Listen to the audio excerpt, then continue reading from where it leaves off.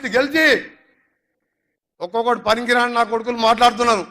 5 నెలలు ఉంటుంది, 6 నెలలు ఉంటుంది ప్రభుత్వం అని చెప్తున్న కేసీఆర్, కేటీఆర్, హరీష్ రావు నీ దొంగ దందాలు, నీ బిడ్డ మద్యం ఢిల్లీలో మద్యం దుకాణం ఎప్పుడు తేలకపోతుందో తెలియదు. ఇక్కడ టానిక్ షాపులు పెట్టి 1000 కోట్లు దోసుకున్నావు, ధరణి పేరు మీద దోసుకున్నావు, మునిగిపోయే కూలిపోయే కాళేశ్వరం కట్టావు. మా ప్రభుత్వం 5-6 నెలలు కాదు బిడ్డ, 20 సంవత్సరాలు కాంగ్రెస్ పార్టీ అధికారంలో ఉంటుంది.